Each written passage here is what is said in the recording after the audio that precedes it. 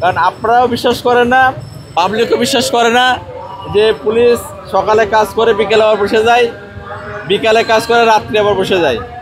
তা আপনারা দেখেছেন কালকে আপনার সঙ্গে ছিলেন আমাদের সঙ্গে, আমরা কিন্তু কালকে সারাদিন কাজ করেছি।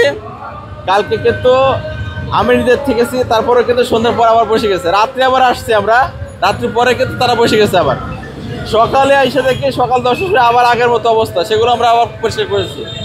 সকালে আমরা দেখছি যে আপনারা 0 পয়েন্ট থেকে কালকে যেগুলো পরিষ্কার করছিলাম, যে আমাদের থানার সামনে থেকে শুরু করে বড় মসজিদ প্লাস আপনাদের এসএসকে রোডের যে সাইডটা, এই সাইডটা আমরা ট্যাঙ্ক রোড যেগুলো আমরা পরিষ্কার করেছিলাম, সেগুলো আজকে মোটামুটি অবস্থায় আছে আমরা মনে করছি।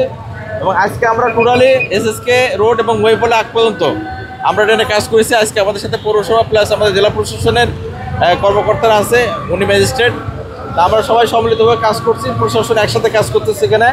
তা আমরা চাই সাংবাদিক ভাইরা যেভাবে আমাদের হেল্প করবে, পাশাপাশি এখানে যারা ব্যবসায়ী নেতৃবৃন্দ আছে, এলাকার জনপ্রতিনিধি যারা আছে এবং সাধারণ নাগরিক সবাই আমাদের এই সমস্ত কাজে উৎসাহিত করবেন এবং আমাদেরকে হেল্প করবেন, যাতে আমরা ফেনীবাসীকে একটি ঝামেলামুক্ত এবং আপনার যানজট মুক্ত একটি শহর, ফুটপাথ মুক্ত একটি শহর আমরা উপহার দিতে পারি।